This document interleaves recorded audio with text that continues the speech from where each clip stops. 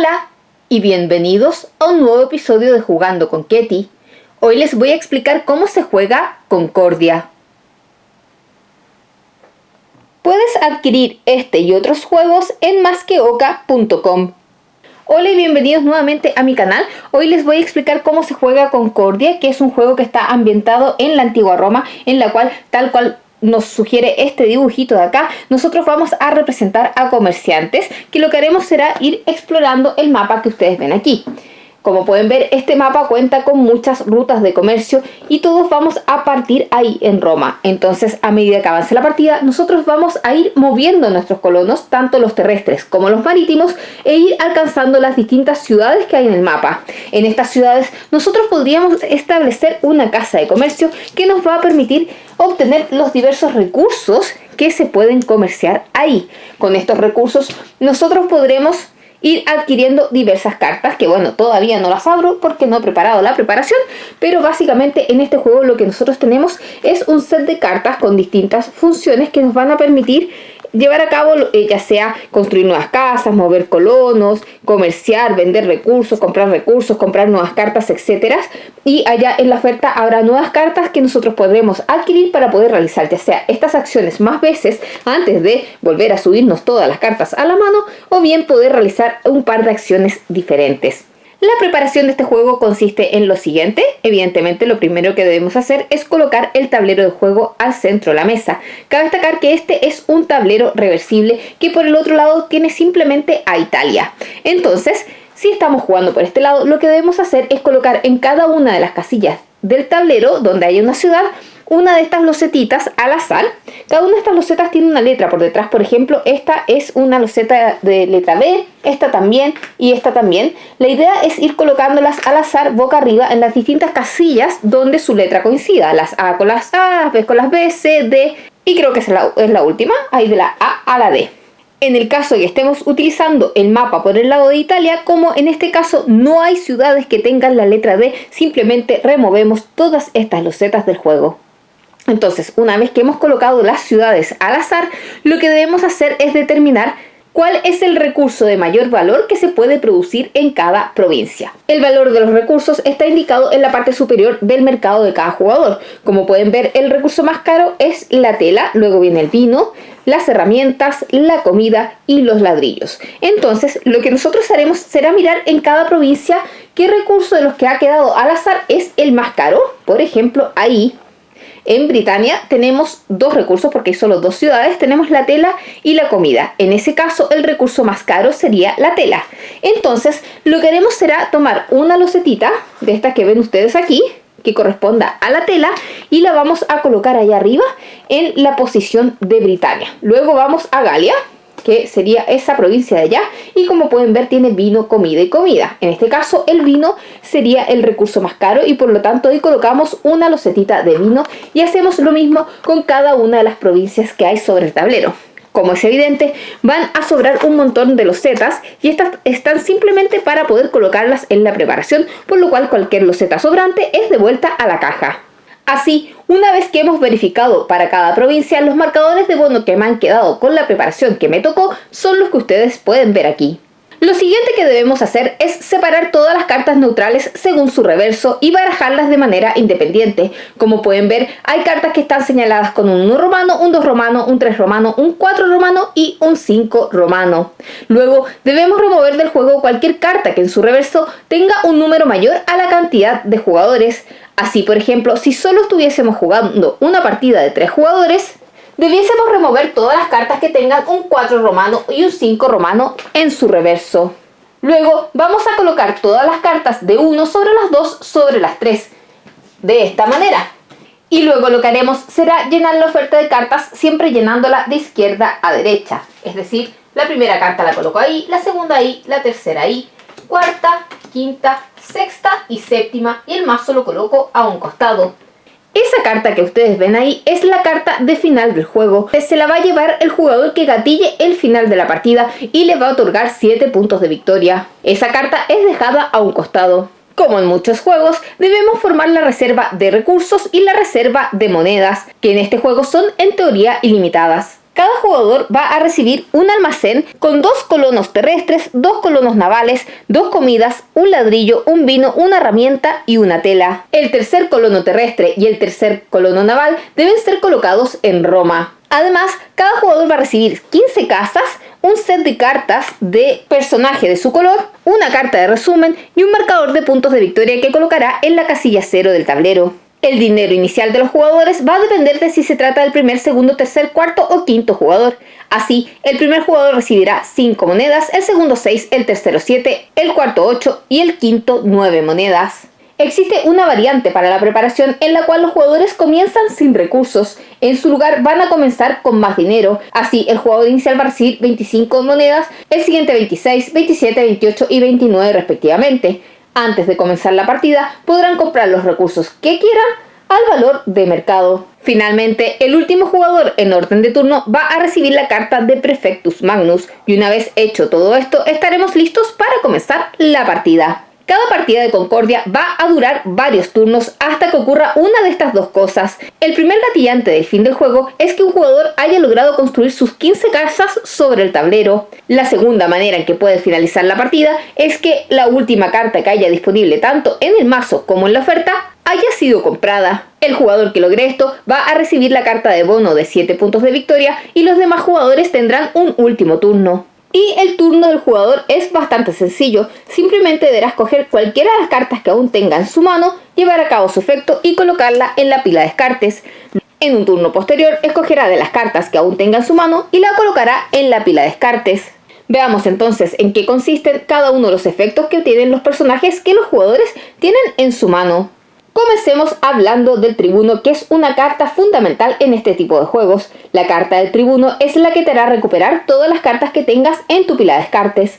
Cuando juegues el tribuno, y tal como dice aquí, vas a poder recuperar todas las cartas de tu pila de descartes y recibir una moneda por cada carta por sobre 3 que haya en tu pila de descartes, incluido el tribuno. Entonces, si yo juego el tribuno y en este momento tengo, veamos, tengo 1, 2, 3, 4, 5 cartas, entonces, como tengo 5 cartas, recibiría 2 monedas al momento de recuperar todas mis cartas. Pero eso no es todo, porque el tribuno además te permite colocar un colono en Roma pagando una comida y una herramienta. En otras palabras, puedo devolver una comida y una herramienta a la reserva para poder colocar ya sea un colono terrestre o un colono marítimo en la casilla de Roma del tablero. Recordemos que esta es la casilla donde comenzaron todos los colonos. Cuando juegues el arquitecto podrás mover a tus colonos y luego podrás edificar casas en las ciudades adyacentes a tus colonos. Básicamente lo primero que debes hacer es verificar cuántos colonos tienes sobre el tablero. Todos los jugadores comienzan con 2 colonos sobre el tablero, pero a medida que avance la partida pueden tener hasta 6 colonos sobre él. Entonces lo que debes hacer es sumar la cantidad de colonos y esa será la cantidad de movimientos que tendrás a repartir. Por ejemplo, al principio de la partida cada jugador comienza con 2 puntos de movimiento que puede dividir como desee entre los colonos que tenga sobre el tablero. Cuando un colono se encuentra en Roma, su primer movimiento debe ser utilizado para salir desde esa ciudad hacia una ruta válida. Esto es, los colonos terrestres se mueven a través de las rutas terrestres que son de color café, mientras que los colonos marítimos se mueven a través de las rutas azules que son las rutas marítimas, evidentemente. Entonces, supongamos que este es mi primer movimiento y yo quiero utilizar a este colono terrestre de acá. Yo podría salir con un punto de movimiento y luego moverme un punto de movimiento adicional. Si yo lo hubiese deseado, podría haber movido a ese colono terrestre un punto de movimiento y al marítimo 1, y si tuviese más colonos, dividir los puntos de movimiento como yo desee. Entonces, como pueden ver, una vez que un colono sale de Roma, el movimiento siempre va a ser de ruta en ruta. Por ejemplo, de aquí hacia acá, de aquí hacia acá, de aquí hacia acá, etc. Nunca van a quedar encima de las ciudades. Es importante tener en cuenta que un colono puede pasar por una ruta que esté ocupada, pero no puede detener su movimiento ahí. Es decir, nunca habrá 2 colonos en el mismo tramo de ruta. Lo siguiente que puede hacer un jugador cuando utiliza al arquitecto es construir casas en cualquier cantidad de ciudades que estén adyacentes a sus colonos, siempre que las pueda pagar. Incluso puede ser de casas que estén adyacentes a colonos que no se han movido durante esta acción. Por ejemplo, si estuviese más avanzada la partida y yo ya tuviese ese barco ahí, y acabo de mover a ese colono hacia allá, yo podría construir una casa en esta ciudad, en esta ciudad, en esta ciudad y en esta ciudad, si es que tuviese el dinero y los recursos suficientes para pagar por ellas. Como pueden ver en la carta de resumen que hemos recibido al principio de la partida, se especifican todos los costes que tienen las diversas casas dependiendo del tipo de ciudad en la cual queremos construirla. Si se fijan, esta carta tiene el símbolo del arquitecto. Así, si yo quisiese construir una casa en una ciudad de ladrillos, lo que debo hacer es pagar una comida y un peso. En cambio, si quisiese construir una casa en una ciudad de vino, debería pagar un ladrillo, un vino y 4 monedas. Como pueden ver, a medida que construimos casas en ciudades que producen recursos más caros, su coste de construcción también aumenta. Sin embargo, eso no es todo, porque nuestro coste va a depender de cuántas casas hay en la ciudad en la cual estamos construyendo nuestra casa. Esto porque el coste monetario de construir una casa se multiplica según la cantidad de casas que ya hay en la ciudad en la cual quiero construir una casa. Por ejemplo, si voy a construir una casa ahí, yo simplemente voy a pagar el coste que está indicado acá en la carta, que en este caso para una ciudad de comida sería 2. Sin embargo, supongamos que quiero construir una casa en esa ciudad que produce telas y que ya está ocupada por una casa amarilla. En ese caso, el coste se va a duplicar porque ya sería la segunda casa y tendría que pagar un ladrillo, una tela y 10 monedas. Si es que fuese la tercera casa, entonces pagaría un ladrillo, una tela y 15 monedas y así sucesivamente. Como pueden ver, conviene más llegar primero a cada ciudad y construir las casas ahí. Finalmente, 2 aclaraciones. En primer lugar, cada jugador puede tener solamente una casa en cada una de las ciudades del tablero. Además, ningún jugador tiene permitido tener casas en Roma. Cuando decidas jugar al prefecto, deberás escoger entre una de estas 2 opciones. La primera opción es escoger una provincia, activarla y recoger su bono de producción, voltearlo y a continuación la provincia va a producir bienes. ¿Qué significa esto? Supongamos, por ejemplo, que yo deseo activar la provincia de Britania. Entonces, lo primero que debo hacer es colocar boca abajo el bono de producción que está aquí en Britania. Si esto ya hubiese estado boca abajo, entonces no podría activar esa provincia. Entonces, como yo estoy activando esa provincia, lo primero que hago es recibir una tela que es el bono de producción de la provincia. Luego, lo que debo hacer es verificar quiénes tienen casas en esa provincia y esos jugadores van a recibir la producción que dan esas casas. Así, en este caso, el jugador azul y el jugador rojo recibirían una comida, mientras que el jugador rojo y el jugador amarillo recibirían una tela. En caso de que tú tengas la carta de Prefectus Magnus en tu poder, en este momento deberás usarla. Es obligación hacerlo y lo que hace la carta es que vas a recibir 2 veces el bono que te da la provincia que acabas de activar. Y luego entregas esta carta al jugador que está sentado a tu derecha, tal como indica la flecha. En lugar de escoger esta opción cuando actives al prefecto, lo que puedes hacer es activar la segunda opción que te permite recoger todas las monedas visibles en los marcadores de bono y voltearlas nuevamente. Es decir, básicamente lo que tú harás será ver qué marcadores de bono de allá están boca abajo. En este caso tenemos 4 que suman 2, 2, 2 y 1 moneda. Es decir, el jugador al usar el prefecto va a recibir 7 monedas del banco. Luego el jugador va a colocar todos estos marcadores boca arriba nuevamente, dejándolos disponibles para que algún jugador active la provincia en cuestión.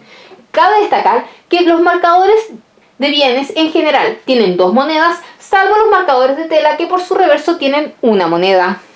Luego tenemos la carta de colonizador. Cabe destacar que esta carta no está en el set inicial de cada jugador, debe ser adquirida. Cuando juegues esta carta deberás escoger entre colocar nuevos colonos en tus ciudades pagando una comida y una herramienta por cada uno, o bien coger 5 monedas más una moneda extra por cada colono que tengas en el tablero.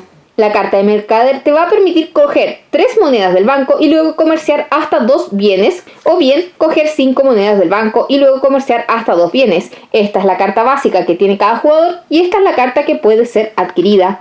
Esto significa básicamente que vamos a comerciar con los recursos que tenemos en nuestro almacén o bien comprar nuevos recursos, pero solo podemos escoger 2 tipos. Por ejemplo, podríamos comprar 2 tipos de recursos o vender 2 tipos de recursos, o bien comprar un tipo y vender un tipo. Supongamos, por ejemplo, que yo quiero vender estas 2 telas por 7 cada una, recibiendo 14, y luego quisiese tal vez comprar 3 comidas por 4 cada uno, para lo cual debería pagar 12 al banco. Ahora, es muy importante tener en cuenta que en todo momento tu cantidad de recursos que puedes tener está limitada por los espacios que tengas libres en tu almacén. Cada almacén comienza con 8 espacios disponibles y a medida que vayamos colocando colonos en el tablero vamos a obtener almacenamiento adicional. En caso de que no quede espacio en tu almacén, no tienes permitido simplemente deshacerte del recurso. Para poder liberar un espacio es necesario que lo utilices ya sea para construir casas, para pagar por cartas o bien vendiéndolos a través del mercader. Ahora, en caso de que en algún momento produzcas muchos bienes a la vez, cuando alguien realice la acción del prefecto, entonces en ese caso tú decides en qué orden vas colocando los recursos en el almacén, pero como ya dije, no puedes botar recursos simplemente porque lo deseas. El diplomático permite copiar la habilidad de una carta de personalidad que esté en la parte superior de la pila de descartes de otro jugador. Y esto es tan evidente como dice, yo miro las pilas de descartes de mis contrincantes, escojo una carta y aplico su habilidad. Es muy importante tener en cuenta que no puedo copiar la habilidad que yo tengo sobre mi propia pila de descartes. Además, existe una variante en la cual si un jugador escogió una carta de habilidad para activar al diplomático, otro jugador no puede escoger esa misma carta. Cuando utilices al senador podrás comprar una o dos cartas de la oferta. El coste de cada carta tiene dos partes. En primer lugar, cada carta indica un coste ahí en color rojo. Por ejemplo, esa carta vale de base una tela, esa de base un ladrillo y una comida. Esa carta de ahí vale un vino, esa carta una herramienta, esa carta una comida y esa carta un ladrillo y un vino en este caso. Y además de ese coste, lo que debemos añadirles es el coste de la posición en la cual está la carta. Así, las cartas que recién vayan saliendo van a ser más costosas, porque además del coste que está junto a la banda roja, vas a tener que pagar el coste que está indicado bajo la casilla en la cual está la carta. Estos costes son básicamente en forma de tela, en ese caso son dos telas, en ese caso una tela y un recurso a elección. La casilla al lado una tela, un recurso a elección y un recurso a elección. Por ejemplo, si yo quisiese comprar esa carta de ahí, debería pagar un vino y un recurso a elección. Entonces, mediante la carta de senador, tú podrás escoger una o dos cartas de la oferta para comprar pagando ambos costes. Una vez que he conseguido las cartas que deseo, las añado a mi mano y estarán disponibles para usarlas en mi siguiente turno. Una vez que ya he escogido todas las cartas que voy a comprar, entonces, como ya dije, las tomo, las añado a mi mano y una vez que ya he elegido ambas, entonces voy a desplazar todas las cartas hacia la izquierda para rellenar la oferta nuevamente. El cónsul también permite comprar cartas, pero en este caso solamente te va a permitir comprar una carta y añadirla a tu mano. Sin embargo, el cónsul tiene la ventaja de que solo te va a exigir que pagues el coste de la banda roja de la carta. Cuando utilices esta carta puedes ignorar el coste que está en la posición de la carta. La carta comprada también es añadida a tu mano. Luego tenemos a las cartas que representan a los especialistas. Cuando juegas una de estas cartas vas a recibir tantas unidades del bien correspondiente como casas que produzcan dicho bien tengas. Los demás jugadores no reciben bienes. Así, por ejemplo, si jugases al tejedor, deberías verificar cuántas casas que producen telas tienes sobre el tablero y vas a recibir esa cantidad de telas. Entonces, así de sencillo es el turno de cada jugador. Simplemente deberás coger una carta de su mano, jugarla y llevar a cabo su efecto. La partida va a continuar de la misma manera hasta que ocurra una de las siguientes cosas. Como ya dije, el primer gatillante al final de la partida es que un jugador logre construir su última casa sobre el tablero. El segundo gatillante es que un jugador logre llevarse la última carta que hay disponible en la oferta y ya no queden cartas en el mazo. Cualquiera sea el caso, el jugador va a recibir esta carta que le otorgará 7 puntos de victoria y además, tal como se señala la carta, los demás jugadores van a tener un último turno y una vez hecho eso, la partida finalizará. Entonces, los jugadores deberán agrupar todas las cartas que tengan en su poder según los dioses que tengan en su parte inferior, dado que cada tipo de dios dará diferentes tipos de puntos de victoria.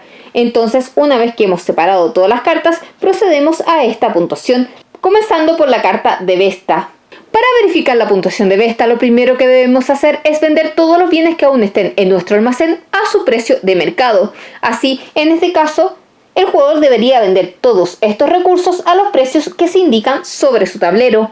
Una vez que ha vendido esos recursos, y tal como indica nuestra carta de resumen, vamos a recibir un punto de victoria por cada 10 monedas que aún tengamos en nuestro poder. Luego tenemos la puntuación de Júpiter. Júpiter nos da un punto de victoria por cada casa que tengamos en las ciudades que no sean de ladrillo. Por lo tanto, si este jugador tiene 3 cartas de Júpiter en su poder, lo que debe hacer a continuación es verificar cuántas casas hay en ciudades que no sean de ladrillo. Por ejemplo, ahí tenemos 1, 2 casas, esa es de vino, así que sirve 3, esa de comida 4, esa de ahí 5, esa de ahí 6, etc. Salvo que las casas que estén sobre ciudades de ladrillo no son contabilizadas para efectos de Júpiter. Entonces, supongamos que el jugador tiene 10 casas en ciudades que no son de ladrillo y como tiene 3 cartas de Júpiter, entonces recibiría 30 puntos de victoria por concepto de Júpiter. Luego procedemos a la puntuación de Saturno, que nos da puntos de victoria por presencia en distintas provincias. Esto es un punto de victoria por cada provincia en la que estemos. Entonces, si miramos al jugador rojo, él está presente en esta provincia de acá, 1, 2, aquí no hay, 3, 4 provincias, 5 provincias, 6 provincias y 7 provincias. Basta, acá hay otras 8 provincias. Basta con que tenga una casa en una provincia para que esa provincia cuente. Entonces, este jugador mira cuántas cartas de Saturno tiene y multiplica su presencia por la cantidad de cartas de Saturno, que en este caso sería 8 por 3, 24. Luego debemos verificar cuántos tipos de bienes producen las casas que tenemos en el tablero y cada tipo nos va a dar 2 puntos de victoria. Entonces debemos ver básicamente cuántos tipos de los que están aquí podemos producir y hacemos un checklist. Producimos de este sí, producimos de este sí, de este no, de este sí, de este sí. Y si fuese ese el caso, que producimos 4 tipos de bienes. Y si este jugador tiene 2 cartas de Mercurio, entonces como producimos 4 tipos de bienes por 2, son 10 puntos de victoria de base por cada carta. Y como hay 2 cartas, son 20 puntos de victoria. Luego tenemos a Marte, que nos otorga 2 puntos de victoria por cada colono que tengamos en el tablero. Entonces, básicamente aquí el jugador rojo tiene 4 colonos en el tablero y eso lo sé rápidamente porque le quedan 2 colonos en su mercado y como tiene 4 colonos en el tablero por 2 son 8 puntos de victoria por cada carta que tenga de Marte. Entonces, como tengo 3 cartas de Marte, recibo un total de 24 puntos de victoria por Marte. Y finalmente tenemos a Minerva, que está presente solamente en las cartas de especialistas, como se puede ver acá, y nos indica ella cuántos puntos de victoria nos da. En este caso, Minerva nos va a dar 5 puntos de victoria por cada casa que yo tenga en una ciudad que produce tela, y este me va a dar 3 puntos de victoria por cada casa que yo tenga en una ciudad que produzca herramientas. Entonces, una vez que los jugadores han sumado todos los puntos de victoria que obtienen por las cartas de dioses que tengan en su poder, y el jugador que gatilló el final de la partida le ha añadido sus 7 puntos de victoria, el jugador que tenga más puntos de victoria va a ser el ganador de la partida. En caso de empate, va a ganar el jugador que tenga la carta de Perfectus Magnus o quien la fuese a recibir antes. Y en eso entonces consiste Concordia. Como siempre, si este video te fue útil, por favor no olvides darle su me gusta, compártelo con tus amigos, suscríbete a mi canal activando la campanita y déjame un comentario aquí abajo si así lo deseas. Además, no olvides ver los videos que he subido acerca de las expansiones de este juego. Y nos vemos en un próximo episodio. ¡Hasta la próxima!